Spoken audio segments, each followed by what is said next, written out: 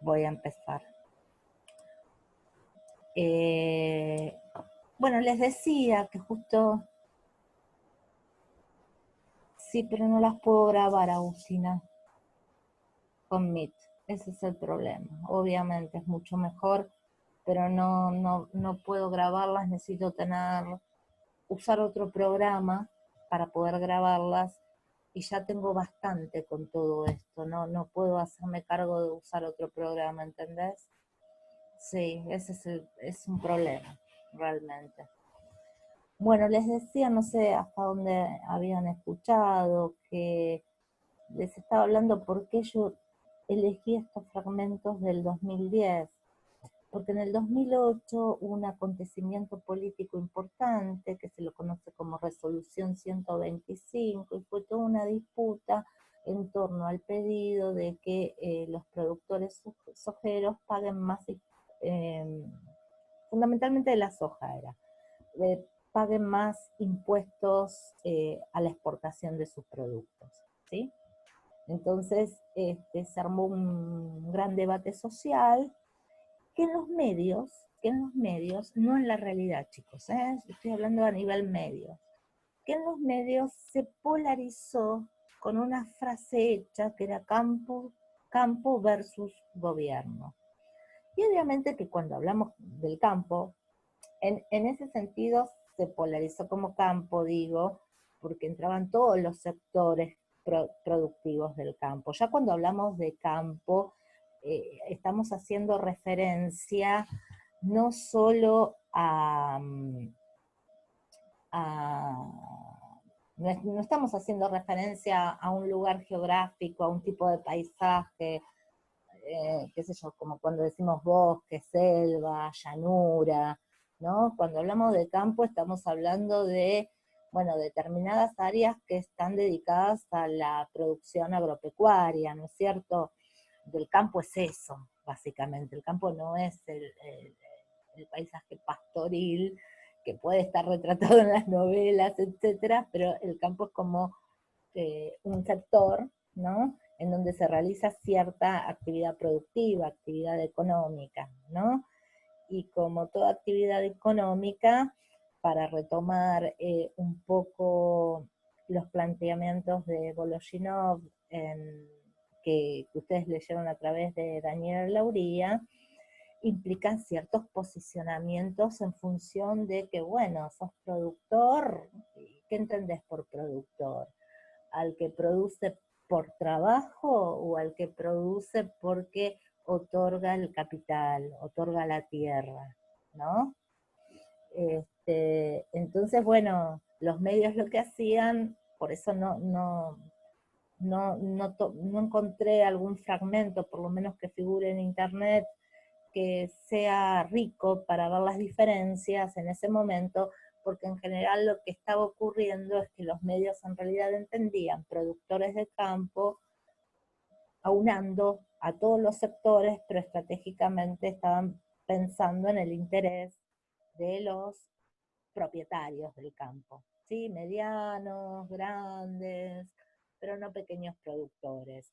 Y digo que el debate era más complejo porque ya había cierta organización del campesinado, ¿sí? Por ejemplo, con una agrupación que se llama Mocase, que era silenciada en ese momento. Entonces es como que la disputa era entre el campo todo y el gobierno, ¿sí? Ahora, vuelvo a compartir. Entonces me fui un poquitito después, me fui al 2010. ¿Por qué en el 2010? Porque ya puedo ver en estos portales de noticias cómo aparecen distintos sentidos sobre la estructura productores, paréntesis del campo. ¿Por qué la pongo entre paréntesis? Porque cuando hablamos de productores es muy general. Podemos pensar en productores industriales, ¿no? En la producción industrial, es muy general. Nos estamos refiriendo a los productores en torno a las actividades agropecuarias. Por eso la puse entre paréntesis la expresión del campo, ¿no? Cuando hacen, a veces aparece completa, a veces no, ¿sí? Pero en el 2010, por lo menos, pude encontrar sentido se impugna, que es en parte lo que está planteando Voloshinov con su noción de signo, ¿no? Para Voloshinov los signos materializan la ideología, ¿sí? Materializan la conciencia, y la conciencia la está entendiendo como conciencia de clase. Fíjense la influencia del marxismo que tiene esta teoría. Entonces lo que hacen los signos, a diferencia de lo que está pensando Saussure, es que es un modo de acceder al plano ideológico, al plano de las abstracciones. A partir del estudio del lenguaje se accede a eso. Y además es muy interesante porque en función de las distintas posiciones de clase, ¿sí?, se pueden llegar a producir disputas por el sentido de un término. Entonces uno ve momentos en donde, por lo menos en determinados discursos sociales, aparece cierto equilibrio en el sentido, cierta misma idea compartida. Y otros momentos, como fue el que se desató a partir del 2008 y ahora en el 2020 también sigue despertando distintas disputas, disputas en función de quiénes los usan y cómo los usan, ¿sí? ¿Alguna duda hasta ahora que tiene que ver más que nada con la explicación de cómo saqué los fragmentos, por qué ese recorte del tiempo? ¿Ninguna duda? Bien, entonces ahora sí, les comparto.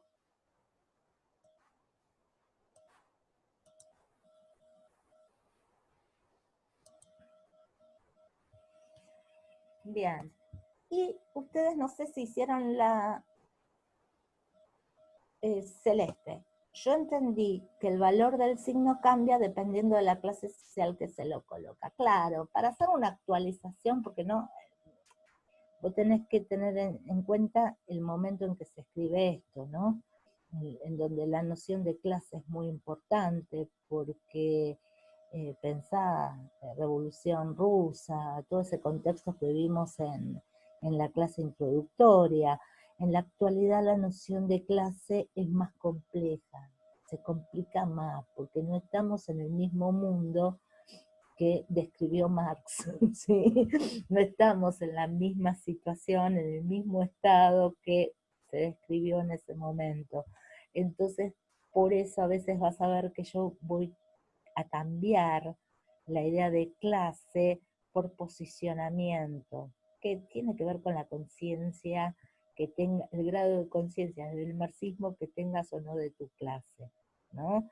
Asumir esos posicionamientos, hablar, pero hablar desde determinado lugar, de determinada posición social. Esas posiciones sociales, en la actualidad uno puede pensar el género también. Marx no lo pensó, pero vos podés pensar el género. Bueno, ¿quién habla? Un hombre, una mujer, ¿desde dónde habla? ¿Sí? Podés pensar en la raza también, ¿sí? Y podés pensar en la clase social. En la actualidad se amplió esa categoría de clase, en el sentido como fuertemente la pensó Marx, burguesía, que eran los dueños de las fábricas, ¿sí?, los dueños de los medios de producción, y proletariado, ¿no?, que era el obrero fabril fundamentalmente. Entonces hay que readaptarla a nuestra situación, ¿está? Por eso está bien, la clase social está bien, podés entenderla desde otro lado y también podés entenderlo en función de otros determinantes como la raza, como el género, ¿sí?, que te posicionan socialmente cuando hablas, ¿sí? Por eso a veces cambio y digo, en vez de clase digo posicionamiento social. Entonces el lenguaje es un lugar lindo, un lugar lindo porque para Voloshinov, porque allí se materializan las posiciones de los sujetos, ¿sí?, que no son individuales, son sociales, ¿sí? Y con la noción de valor, fíjense que es muy distinta a la noción de Saussure, en donde el significado, ¿no? La relación de significancias, más que el significado, la relación entre significante y significado, la significancia está dada, está definida en función de las relaciones que tiene ese signo con otros signos en el sistema. Y acá no, acá hay un exterior, ¿no es cierto? Tiene que ver con los condicionamientos sociales, ¿no? Las valoraciones, ¿no? Y acá por eso podemos hablar de sentido, más que de significación, ¿sí? O de significado. Tiene que ver con las valoraciones sociales que los distintos grupos realizan sobre una misma forma, ¿sí? Sobre un mismo signo, y que muestra una lucha, muestra como una disputa, un diálogo en disputa, ¿sí? Entonces, no están las cosas estabilizadas. Ahí también tienen que pensar otra gran diferencia con el modelo de Saussure y la noción de sistema de Saussure, que implicaba como cierta cosa estática. Acá el cambio lingüístico se da todo el tiempo, ¿sí? Entonces, tenemos en general disputa por el sentido de las palabras, que de eso se trata, se puede resumir la idea de valor en Voloshinov, ¿sí? Entonces, volvemos al texto, porque ahí hay un ejemplo que explica esto, que en realidad uno puede darse cuenta de que hay dos sentidos, por lo menos en el 2010, que encontramos en estos portales digitales, ¿sí? Uno predominantemente de la prensa hegemónica y otros que en realidad el más claro ejemplo había en prensa más independiente en el 2010, pero en realidad lo tomé del discurso académico, en realidad, era un portal que te invitaba a un curso que lo daba la doctora Norma Michi, ¿sí? Entonces, no sé si ustedes pudieron hacer la actividad y por lo menos pudieron marcar dos sentidos de la palabra productor cuando se refiere a la actividad agropecuaria, ¿no? Habría como que el fragmento 1 de La Nación maneja un sentido de productor que es diferente al que maneja la doctora Michi. ¿Podrían darse cuenta de esas diferencias, de esos acentos valorativos, que son como acentos ideológicos? Están entendiendo de forma distinta la producción, ¿no es cierto? Y por lo tanto, ¿quién es el productor?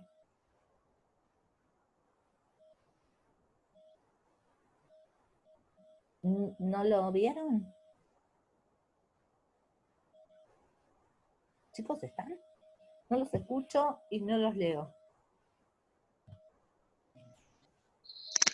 A mí me pareció que La Nación aludía a los grandes productores, a los que no quieren pagar retenciones y que tienen una posición tan holgada que pueden ir a disputar tierras en otros países, por ejemplo Uruguay, mientras que la doctora Michi aludía a los sectores más chicos que tienen poca tierra Y y mucho que trabajo. sí están de acuerdo en que los grandes productores paguen retenciones según De dos posiciones. su nivel de exportación.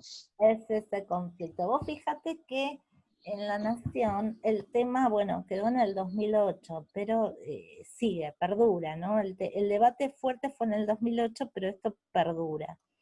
Entonces vamos a leerlo un poquito para definir muy bien los dos sentidos que dijo el compañero. Vamos a llamar sentido A al que se manifiesta en este diario, que en este caso es La Nación, pero aparecía mucho en toda la prensa, que es que cuando se habla de productores del campo, se lo relaciona con aquellos que poseen la tierra. Y en general, grandes propiedades de tierra o a lo sumo medianos productores, ¿sí? Entonces, acá la idea de producción y de quiénes son los productores está asociado a quién tiene la tierra, ¿sí? Y en el fragmento 2 de la doctora Michi, la idea de productor tiene que ver más con la idea del trabajo comunitario, ¿no? Pequeños producción, no tanto con quién es el dueño de la tierra, sino con quien realiza un trabajo sobre la tierra, con quien aporta a la producción a partir de su fuerza de trabajo. Entonces, esos son los productores. Entonces leo un poquito los dos fragmentos. ¡Ay, qué lío que hago! Hice lío con el chat. Bueno, lo saqué. Fíjense, todas las representaciones asociadas, este texto es rico en representaciones, empujados en principio por la necesidad de crecer en hectáreas. Fíjense que aparece esto de tener más tierras, aparece como una necesidad. Está muy vinculado no sé si estudiaron cuestiones sobre el imperialismo, la cuestión es una necesidad vital, ¿no? No es necesario, es fuerte la palabra necesidad. Empujados en principios por la necesidad de crecer en hectáreas y atraídos por la ausencia de las restricciones a la producción y la exportación, los productores, otro sentido que se pone es que son argentinos, no se está hablando teóricamente, acá los nombra, ¿no? Son grandes empresas. Uno podría pensar que el capital es internacional, digamos, ¿no? Pero se acentúa que son argentinos para marcar más esta cuestión de conquista, que aparece también.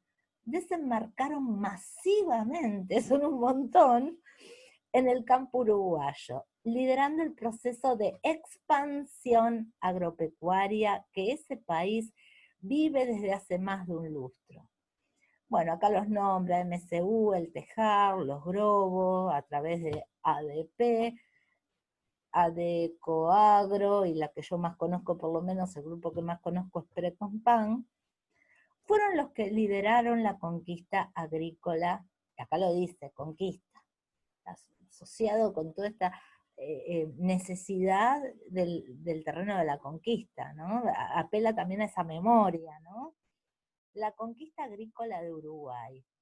Y fueron seguidos por centenares de pules de siembra, o sea que estamos hablando de grandes terratenientes, ¿sí?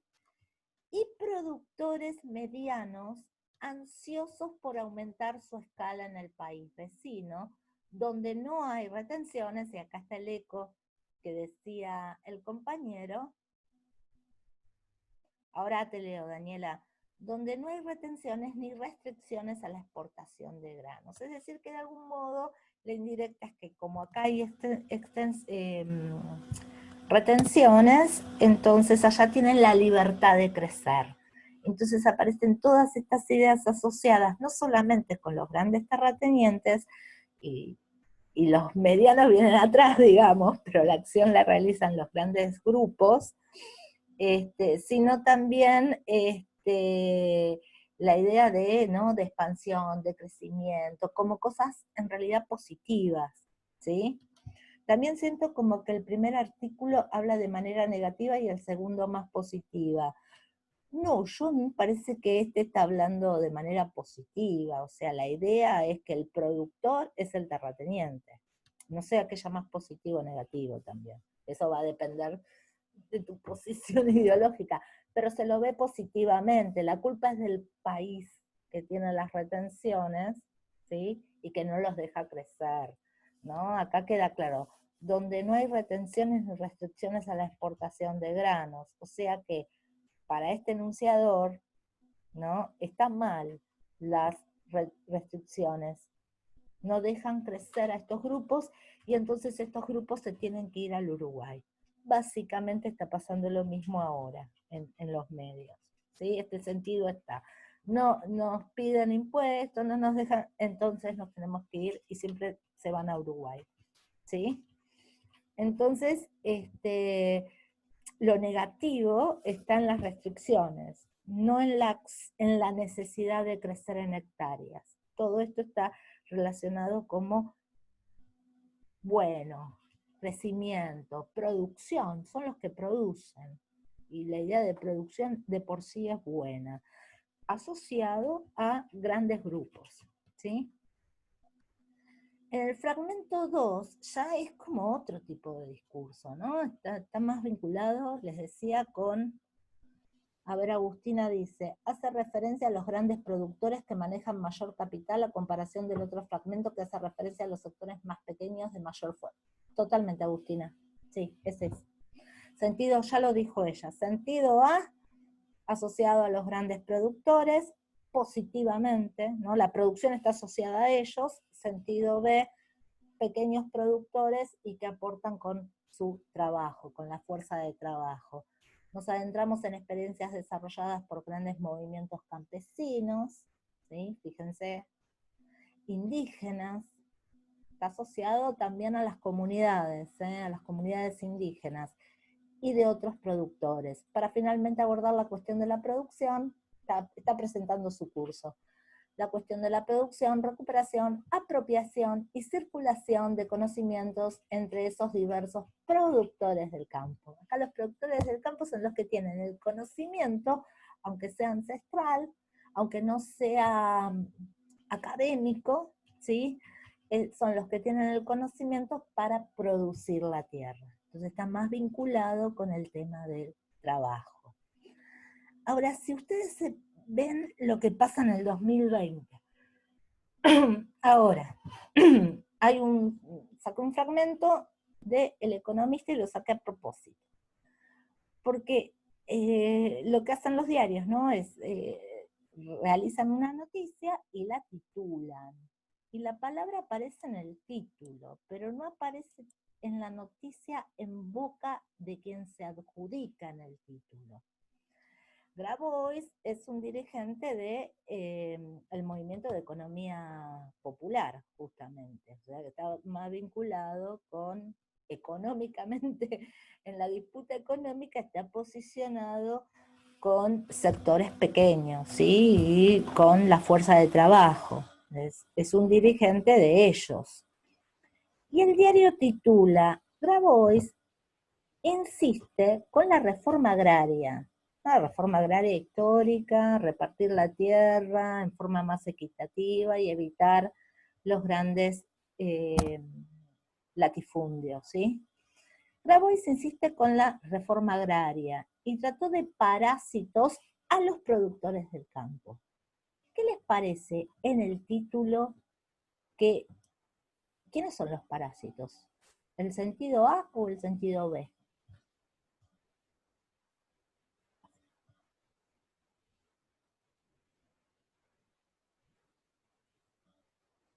O sea, el sentido A estaba vinculado a los grandes productores, a los grandes terratenientes, y el sentido B a las comunidades.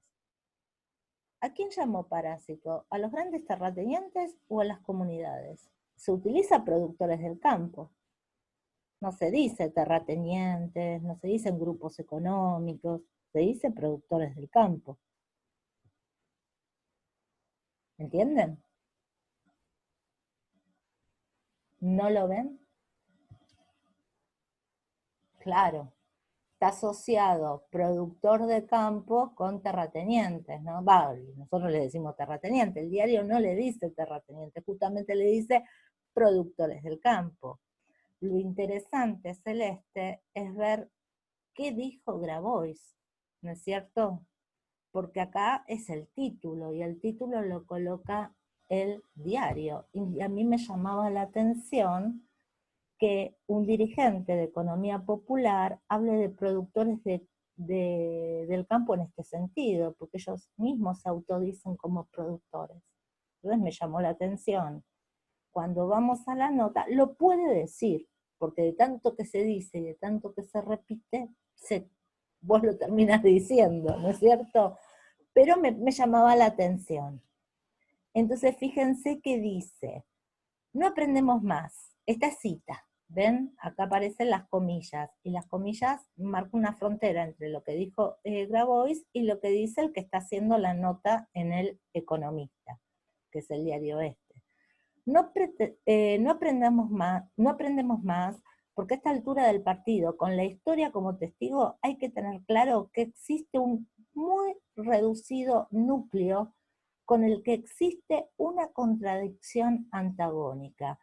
Este 1% de parásitos, o sea que la referencia de parásitos es un núcleo muy reducido, ¿sí? No es productores del campo. El diario tituló así. En la referencia de lo que él dijo, él habló de un grupo muy reducido con el cual tienen una mala relación, ¿sí? Una relación antagónica, de conflicto. Este 1% de parásitos que vive de la renta extraordinaria de la tierra, que es de todos, que tiene unas propiedades de extensión faraónicas, únicamente como producto de una serie de genocidios y latrocinios de la historia argentina, y que son un elemento de atraso y de dependencia para nuestro país, que si no los barremos definitivamente nunca vamos a poder tener niveles de dignidad adecuados para una vida normal. Entonces, fíjense que justamente el diario coloca un sentido, que es el sentido A, pero lo que dice el líder no está asociado a lo que veníamos viendo del sector del sentido A. Productor de campo, asociado a expansión, crecimiento, muchos, masivos, dice, masivamente llegaron a Uruguay, ¿no? Son muchos, son centenares, son un montón. Este tipo está hablando de un grupo reducido que no llama productores del campo, que así lo llama el diario, y asociado a atraso, genocidio y dependencia. O sea, está asociado al mal del país más que a el crecimiento del país en función de la producción, ¿sí? Y en el fragmento 4, Diario Jornada, del 9 de marzo, productores se manifiestan ante la sociedad rural contra el lockout agropecuario. Pequeños productores agropecuarios y comunidades campesinas indígenas, volvemos al sentido B, ¿no es cierto?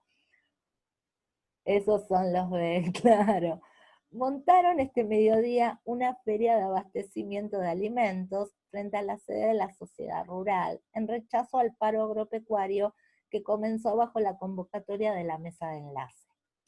Vuelve, los productores y comunidades, hasta acá es el diario lo llama así, están nucleados en la Unión de Trabajadores de la Economía Popular, la de Grabois, y protestan contra las medidas de la mesa de enlace y en respaldo al gobierno por la suba de 3 puntos porcentuales en los derechos de exportación de la soja. Y acá viene la cita.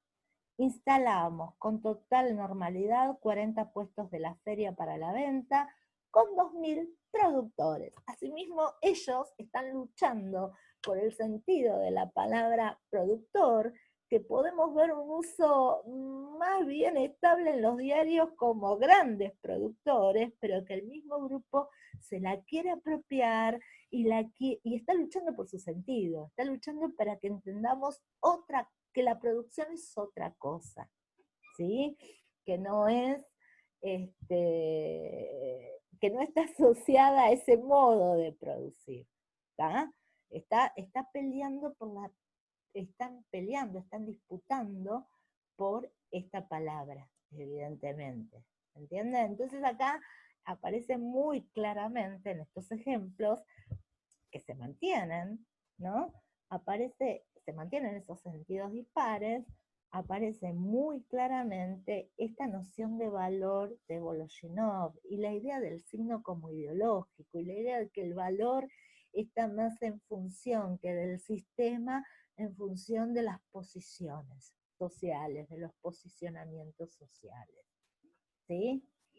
Dudas que tengan que hacer para que yo, si tengo que retomar esto, escríbanlas en el chat o intervengan. No hay problema, me excedí. ¿Alguna duda, algo para decir? ¿Valor es lo mismo que acentuación? Acentuación valorativa, sí, es lo mismo. O sea, valoraciones sería. Valoraciones en función de el sentido, yo diría, y no diría significado, el sentido de un término, ¿sí? El sentido de una palabra, el sentido de un término. No diría significado porque no tiene nada que ver, como vos ves, en función de esa relación, de la significación, sino que el signo acá está más vinculado con, con las posiciones de clase, para ser fiel a Voloshinov, con los posicionamientos sociales, con un exterior y con la conciencia, ¿sí? De algún modo, la organización de la sociedad provoca distintos posicionamientos, ¿no? Sos el trabajador, sos dueño de la empresa, te coloca en distintos lugares, ¿sí? Y se organizan así las relaciones sociales. La conciencia de clase hace que vos entres en un terreno de disputa por el sentido de algunas palabras y le otorgues acentos valorativos, valor o valoraciones a determinado término, palabra o expresión en función de esos posicionamientos y en función de tu conciencia, ¿no? De la conciencia que tenés en tanto grupo, no individual, en tanto grupo. De tu ideología, en realidad es la ideología, eso es la ideología. ¿Mm? Bien. Bien, está. ¿Dudas? Me pasó un poquitito. No hay dudas con respecto a estos temas. Yo entonces la clase que viene, ¿sí? Retomo la noción de género, voy a tomar las otras actividades, traten de hacerlas, así se hace un poco más interactiva la clase y más rica para mí, y puedo ver por dónde van. Y lean, por favor, porque va a venir bien incluso para la actividad. Ya la actividad la pensé en función de el reacomodamiento del programa. Lean el texto de Menguenó sobre escenas de enunciación, que va a estar, que está en el módulo 4. Lo adelantamos para poder llegar más cómodamente a los contenidos del módulo 4. Ay, tenés razón, Celeste. Tenés mucha razón. No, yo creo que eso es que muy, muy buena pregunta. Me dicen, profe, ¿siempre se tomarán diferencias de estos autores con Saussure? Es como siempre era Saussure. Yo creo que es una cuestión de cómo tuvimos que recortar el programa, ¿sí? Es cierto que le discuten a Saussure y le van a seguir discutiendo. Vamos a ver, en este caso es una discusión fuerte. En el caso de la teoría de la enunciación está un poquito más matizada. Hay continuidades y hay ruptura también en la teoría de la enunciación respecto de Saussure. Pero me parece que es producto del recorte y del recorte que se hizo para esta cursada, que se borró gran parte de las cuestiones de retórica, que de ahí no se trabaja con diálogo con Saussure, y parte de lo que se ve como análisis del discurso, que tampoco hay una relación tan directa con Saussure, ¿sí? Pero estos, fíjate que están compartiendo un mundo, un mismo escenario de época, ¿sí? Si bien este texto es de fines de los 20, igualmente está Saussure ahí, ¿no? Y como estas teorías llegan a Occidente tan tardíamente, el estructuralismo como marco teórico en los estudios del lenguaje fue muy fuerte durante toda la primera parte del siglo XX, no solamente no cuando Saussure dio el curso de lingüística, fue posterior la recepción, ¿sí? Ahí era un profesor que estaba hablando de sus alumnos. La recepción del estructuralismo fue muy fuerte en la década del 50, y en el 60 el próximo autor, uno de los próximos autores que vamos a ver, Van Benisse, no recibió las ideas del grupo de Bastian y le estaba discutiendo, ¿sí? Pero como les decía, entre el módulo 3 y el módulo 4 hay muchos puntos de contacto, hay muchas relaciones, porque es la misma mirada de, digamos, no hacen una lingüística del habla, porque no entienden al habla como la entiende Saussure, pero están vinculando la palabra con la situación comunicativa, con los contextos, con los posicionamientos sociales. Entonces, módulo 3 y módulo 4 entran en la misma sintonía, y por una cuestión de recepción de la obra del Círculo de Bakhtin, y por una cuestión de cómo fue la historia de la lingüística occidental, Saussure siempre es sujeto de críticas. Sí. Y esto está enfatizado por el recorte que hicimos. Bien, ¿alguna pregunta más? ¿Algo que tenga que trabajar más para la clase que viene? ¿No? Abordo directamente la noción de género y el texto de Mengano entonces, ¿sí? Bueno, entonces nos vemos el martes directamente, no van a hacer actividad, vienen al Zoom y tenemos la clase explicativa respecto de género. ¿Está? ¿Les parece bien? Una última pregunta. Me pasó lo mismo en la comisión anterior. Yo noto más interacción en el chat, pero no sé, ¿ustedes qué ven? ¿Ven mejor así, con Zoom, o prefieren volver al chat, por más que no se pueda leer todo?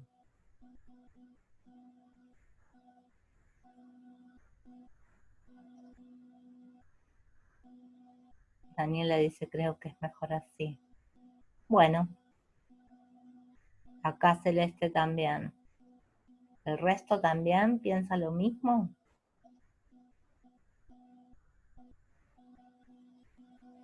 Bueno, yo no estoy bien. Ok. Bueno, traten de leer, chicos, para que podamos estar a la clase de interacción. Y es como que termina explicando. Entonces traten de leer, porque más allá de 2 o 3 intervenciones no hubo mucho, ¿sí? Y traten de, la instancia que tienen para preguntar son estas. Después cuando vengan las actividades yo ya no digo nada. Entonces traten de formular las preguntas en estas instancias. ¿Está? Bueno, los veo entonces el martes. Les mando la invitación, ¿sí?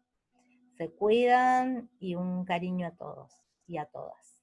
Hasta luego.